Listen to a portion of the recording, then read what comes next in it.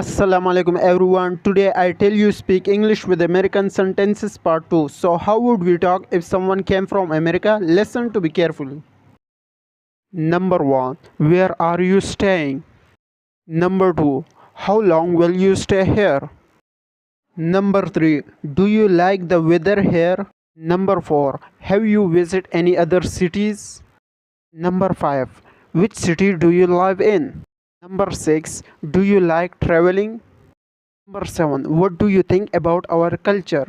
Number 8. Are you enjoying your visit? Number 9. This place is beautiful, right? Number 10. Can we take a photo together?